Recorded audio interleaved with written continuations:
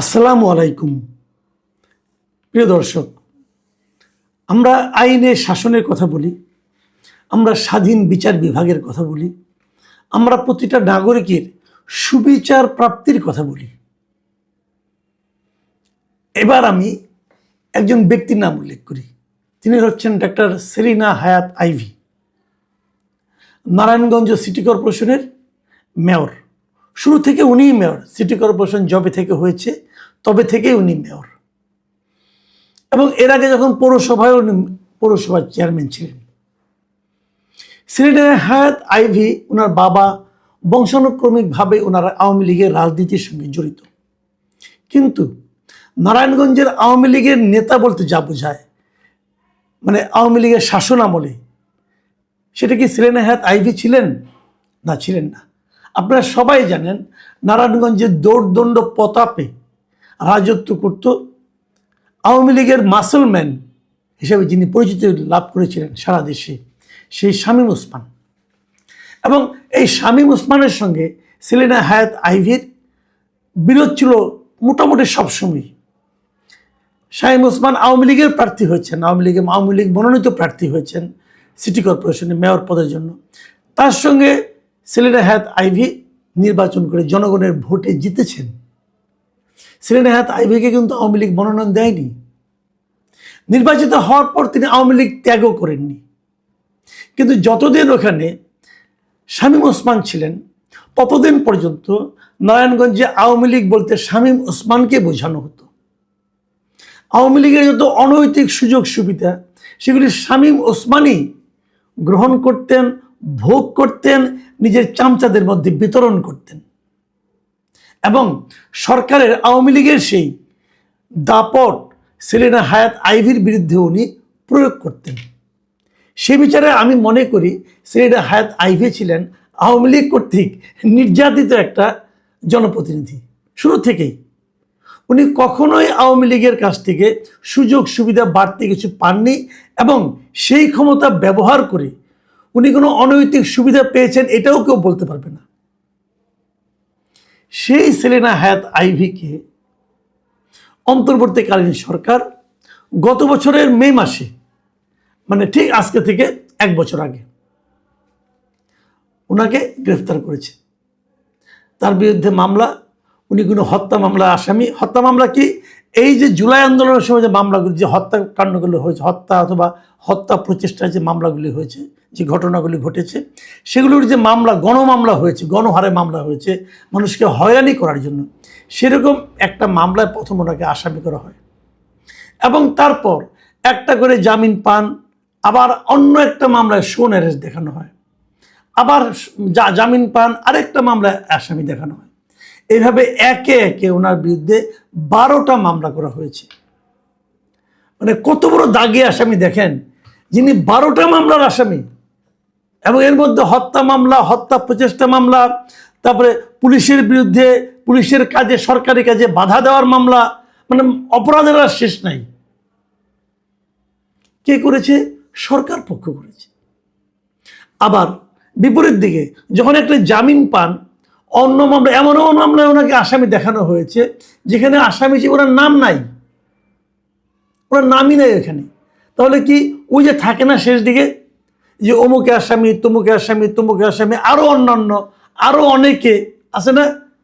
এখন একজন মেয়র, উনি আসামি হয়েছেন আরো অনেকের কোটায়। মানে উনি এত বড় আসামি যে ওনাকে কেউ বাদী চিনেও নাই, উনি আরো অনেকে, সেরকম আসামি উনি হয়েছেন, জেলে পড়ে আছেন। আজকে এটা একটা খবর আছে, এই জন্য আমি আজকে অনুষ্ঠানটা আলোচনাটা করছি। এই কারণে আজকে সর্বশেষ একটা খবর পাওয়া গেছে, খবরটা আমি একটু পরে বলতেছি আপনাদেরকে। এটা হলো এক ধরনের শোন অ্যারেস্ট, মানে একটা মামলার জামিন হলো, সঙ্গে সঙ্গে আরেকটা মামলা দেখানো হলো।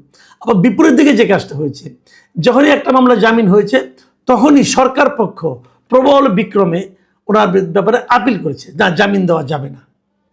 সরকারের নিযুক্ত যারা উকিল আছেন, পিপি বলেন অথবা অ্যাটর্নি জেনারেল বলেন অথবা অ্যাটর্নি জেনারেল অফিস বলেন, সরকার পক্ষ আর কি। আচ্ছা, সরকার পক্ষ জিনিসটা কি বলেন তো? সরকার মানে জনগণের পক্ষ। সরকার তো জনগণ। এই লোকগুলি যে বেতন হয়, যে সরকার পক্ষে যারা উকিল, পিপি, এপিপি যারা আছেন, অথবা যারা আপনার ওই অ্যাটর্নি জেনারেল হন, ডেপুটি অ্যাটর্নি জেনারেল হন, যারা হন, এদের বেতনটা কিন্তু আমার আপনার টাকায় হয়। তো আমি আপনি চেয়েছি যে সেলিনা হায়াৎ আইভীর জামিন হওয়া উচিত না। অতএব আমরা যে আপিল করলাম, আমি তো করতে পারবো না, আমার হয়ে ওই অ্যাটর্নি জেনারেলের অফিস যে আপিল করতেছে, আপিল করেছে, হাইকোর্টে জামিন হয়েছে, হাইকোর্টের বিচারক জামিন দিয়েছে, বিশাল ক্ষতি হয়ে যাবে এখন সরকারের। আবার তারা যে আপিল করেছে সুপ্রিম কোর্টে। এই যে এই যে ঘটনাগুলি হয়, সুপ্রিম কোর্ট আপিল করতে গেলে আবার প্রথমে একটা আপিল করার জন্য অনুমতি চাইতে হয়, এই অনুমতি চাইতে গেছে। এই যে ঘটনাগুলি ঘটেছে একের পর এক ঘটতে থেকেছে।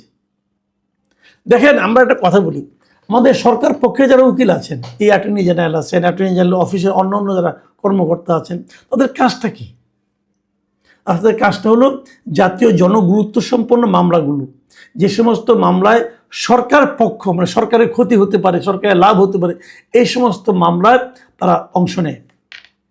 এবং যে মামলাগুলোকে ছেড়ে দিলে পরে সরকারের ক্ষতি হতে পারে, সেই মামলা তারা যে আপিল করে, জামিন দেওয়া যাবে না, অমুক, এই তো করবে।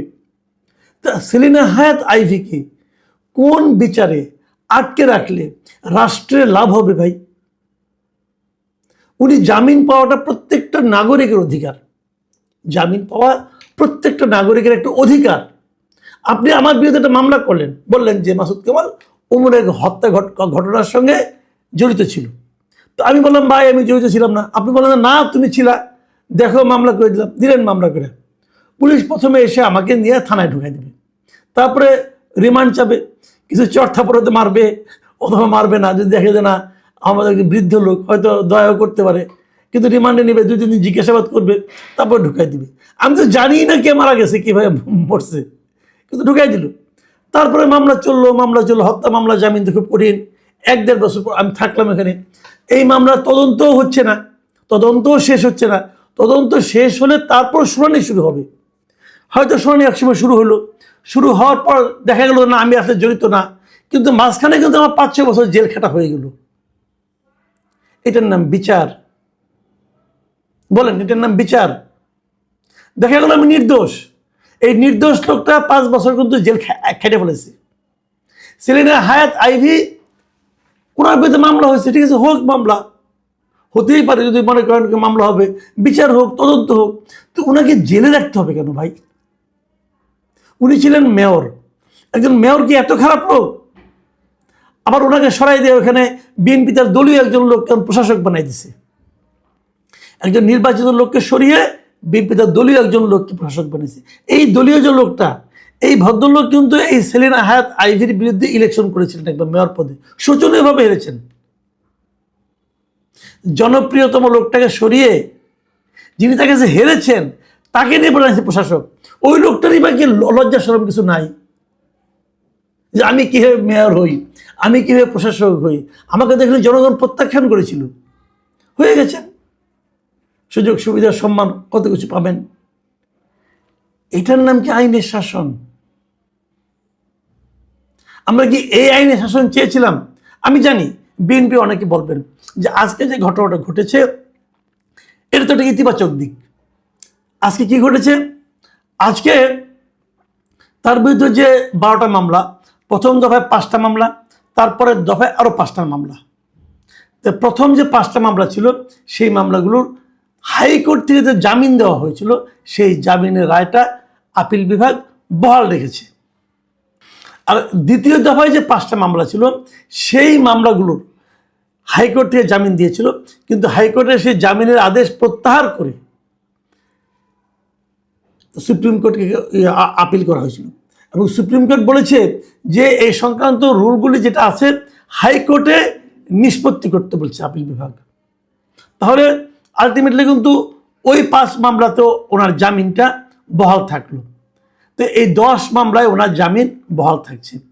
আর যে 12টা মামলা, আর যে 2টা মামলা আছে, এই বাকি 2 মামলায় আইভী এরই মধ্যে হাইকোর্ট থেকে জামিন পেয়েছে। এই জামিনও স্থগিত চেয়ে রাষ্ট্রপক্ষ আপিল বিভাগে আবেদন করেছে, কিন্তু সেগুলো এখনো চেম্বার আদালতের কার্যতালিকায় আসেনি। কার্যতালিকায় আসলে চেম্বার আদালত কি রায় দেয় যদি স্থগিত করে দেয় তাহলে স্থগিত হবে, আর যদি রায় না দেয় তাহলে স্থগিত হবে না। তার মানে যেহেতু চেম্বার আদালতে কার্যতালিকায় আসেনি, তাহলে হাইকোর্টের রায়টাই কিন্তু এখন পর্যন্ত কার্যকর আছে। এর মানে হচ্ছে সেলিনা হায়াৎ আইভীর বিরুদ্ধে যে 12টা মামলা ছিল, 12টা মামলাতে সে আসলে এখন জামিন পেয়েছে। এখন জামিন যদি পেয়ে থাকে তাহলে কি ওনার কারামুক্তি হবে? আইন বলে তার কারামুক্তিতে এখন আর কোনো বাধা নেই। বাস্তবে কি ঘটবে দুদিন যাক আমরা বুঝতে পারবো।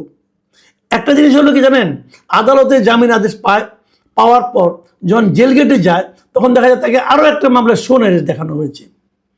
তো আমরা এগুলো দেখেছি। এখন হয়তো অনেকে বলবেন যে যারা বিএনপি করেন, যারা এই সরকারের সঙ্গে, তারা হয়তো বলবেন এই যে একসঙ্গে এতগুলি মামলা একের পর উনি জামিন পেয়ে গেছেন, এটাই হলো এই সরকারের সদিচ্ছা। এই সরকার এর মাধ্যমে প্রমাণ করতে চেয়েছে যে আইনকে তারা বাধা দিচ্ছে না, আইনকে আইনের মতো করে চলতে দিচ্ছে। এই যদি তারা এই যুক্তিটা দেয় আমি মেনে নেব, কিন্তু মানব শর্ত সাপেক্ষে। সেই শর্ত সাপেক্ষে হলো যে জেল গেটে ওনার নামে আবার অন্য কোনো মামলায় অ্যারেস্ট দেখানো হয় কিনা সেটা দেখার পর আমি প্রত্যাশা করি সেরকম কিছু হবে না। আর যদি হয় তাহলে তো বোঝাই গেল। আর দ্বিতীয় যে কথাটা আমার, যে এই ধরনের জামিনের মামলায় এত বারবার আপিল করতে হবে কেন? এই জিনিসটাও ভাই আমি বুঝি না। একজন নারী, উনি একজন সম্মানিত ব্যক্তি, এতবার উনি সিটি কর্পোরেশনের মেয়র হয়েছেন, এতবার উনি পৌরসভার চেয়ারম্যান হয়েছেন, এবং ওনার এলাকার ওনার জনপ্রিয়তা কতটুকু নতুন করে মাপার কোনো দরকার নাই। ওনার জনপ্রিয়তা আওয়ামী লীগ মেপেছে, ওনার কাছে হেরেছে। বিএনপি মেপেছে, বিএনপি ওনার কাছে হেরেছে। তো ওনার জনপ্রিয়তাটার দিনে তো কোনো সন্দেহ নাই। এখন ওনার একটাই অপরাধ হতে পারে, ওনার প্রয়াত পিতা কেন আওয়ামী লীগ করতেন। ওনার আরেকটা অপরাধ হতে পারে উনি কেন এখন আওয়ামী লীগের রাজনীতি ত্যাগ করেন নাই। এই তো ত্যাগ করার কিছু নাই, উনি তো আওয়ামী লীগের কাছ থেকে সুবিধাপ্রাপ্ত ব্যক্তিও নন, তাহলে কেন হবে? এই সমস্ত প্রশ্নের জবাব আমরা হয়তো আগামী 2-1 দিনের মধ্যে পাবো। কিন্তু আমরা আশা করব কেবল সেলিনা হায়াৎ আইভী নয়, অন্য সকল মামলায়, যে মামলাগুলিতে স্বাভাবিকভাবে জামিন পাওয়া উচিত, সেগুলোতে যেন সকল ব্যক্তিকেই জামিন দিয়ে দেওয়া হয়। এই জামিন আটকানোর জন্য সরকারি উকিলদেরকে এত দৌড়ঝাঁপ করার কোনো প্রয়োজন আছে বলে আমি মনে করি না ভাই। অন্য কাজ করেন, অনেক গুরুত্বপূর্ণ মামলা আছে, সেগুলি নিয়ে থাকেন। প্রিয় দর্শক, আপনারা ভালো থাকবেন, আমরা অপেক্ষায় থাকব, দেখব সেলিনা হায়াৎ আইভীর ভাগ্যে কি আছে। আল্লাহ হাফেজ।